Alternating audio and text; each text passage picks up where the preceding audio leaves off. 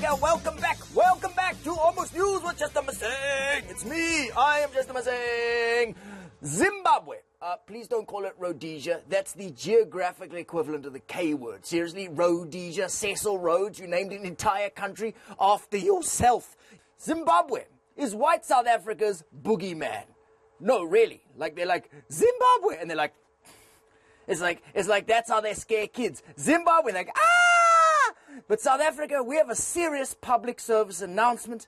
I need to talk to you about FOZ, Fear of Zimbabwe. It's a very serious disease for white people and Herman Mashaba. It's the #1 cause of white people moving to Australia. FOZ, it causes Perth. FOZ is single-handedly keeping Qantas alive. No, really, it's the white privilege equivalent of gout. What are the symptoms, I hear you ask? Locking doors at traffic lights, holding your handbag tight when a black person walks past, and overuse of the word they. They started with land grabs, they renaming the streets. Next thing you know, they putting Malema's face on the money. Where's this all going? Comrades, Zimbabwe is having trouble, and we've been really bad neighbors. Remember, Zimbabwe helped us during the struggle. We even visited their waterfall, and they even gave us Kama billiards. Yes, a Zimbabwean is literally the best player in the country. Don't tell Herman Mashaba. Boom! Comrades, Zimbabwe is in deep trouble. They're on the toilet at Oscar Pistorius's house, and he forgot to knock. It's getting serious. And South Africans get upset for nothing. We get upset when black and white people kiss on Sevendelaan. And the craziest thing is, this is who's been oppressing them. The only thing worse than being oppressed is being oppressed by a guy who's taking a nap. I mean, he's 93.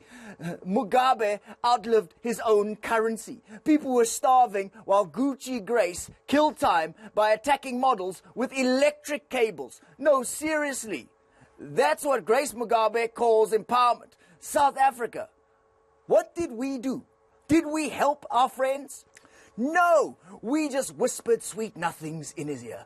Oh, Gabriel, oh, we love you, we love you. Talbo called it quiet diplomacy. I call it first base. South Africa is so self-absorbed that while Zimbabweans were fighting to survive, we were fighting to liberate sheep and please call me royalties. Pansy, lamb chops, a pansy. South Africa is the spoiled rich cousin of SADC. If SADC were the Kardashians, we would be Kim and Botswana would be Chloe. Don't ask.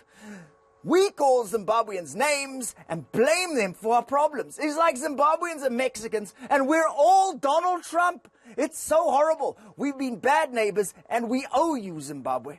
Don't worry, it's in rands, not Zim dollars. And that's why tonight, people of Bulawayo, of Harare, of Matare, from Kariba to Beitbridge, I'm gonna do you a solid and take aim at the genocide-committing placeholder that's barely holding together your democracy.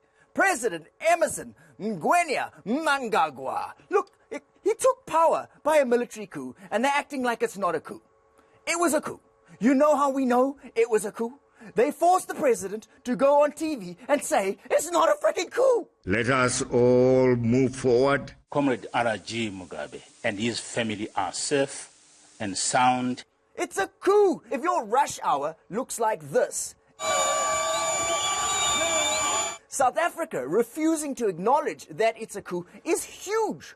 Because now legally, nobody can do anything. We literally looked the other way while someone stole an entire country. Was it a military-assisted transition? I would say it was a coup. Soldiers were in the streets. There were people killed. We are all really happy that Robert Mugabe is gone. Everybody celebrate.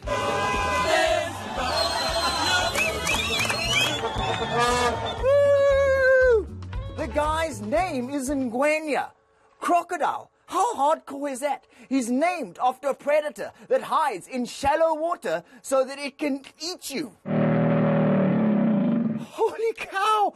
Crocodiles only do two things. They're either killing or they're Grace Mugabe's handbag. Mnangagwa is implicated in murder and his name is Crocodile. It's literally a premise for a horror movie. Is one of the key actors behind the Matabeleland massacre, in which at least 20,000 people were killed. This guy isn't a politician. He's a genocide in a suit. His CV is like leadership skills, military training, and genocide. Seriously, the dude competes with AIDS in the obituary section, and they acted like he's not a dictator. Really? You think he's not a dictator? His mentor was Robert Mugabe. That's who he learned democracy from Robert Mugabe. I can't. That's like learning Xhosa from Helen Ziller. It's like learning how to spell from Bonang. It's bloody ridiculous. This should have been a no-brainer. A cardboard cutout should have been a better president than Robert Mugabe. But it turns out crocodiles are crappy presidents. It's the little hands. They got little hands. Little hands. They can't do the paperwork. You've never seen a crocodile send an email?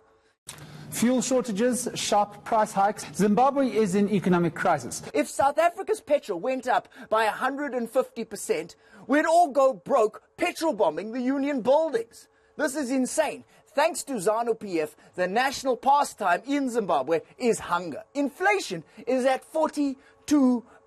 They put the whole nation on a gluten-free diet because they can't afford the freaking bread. ZANU-PF is so bad at running a country, they killed their own currency. Look, guys, a currency is an abstract idea. It's like killing the color blue. I don't understand. It's so bad, people are getting paid in Chappies. Zimbabwe's reserve bank is sweets from heaven. If you have a bag of wine gums, you can buy Mutare. I'm going to give it a try. And that's why Zimbabwean people have been left with no other option but to cross the border into our nation of rainbow souls. Some here also seizing the opportunity to buy groceries in Musina. Imagine needing a visa to visit a garage or a passport to get knickknacks. The government of Zimbabwe even blocked WhatsApp. I mean, you know you're in trouble when your biggest opposition party is freaking WhatsApp. You're under arrest for what? Blue ticks. It got so bad they even turned off the internet. You know, Zimbabwe had Mugabe for 15 years longer than the world has had the internet, and then its successor turned it to hell off. I mean, social media was shut down in Zimbabwe. Nobody remembered anyone's birthdays. You can lead the revolution in Zimbabwe if you have a freaking dongle. Zimbabwe was screwed. No petrol, no food, but most importantly, no porn.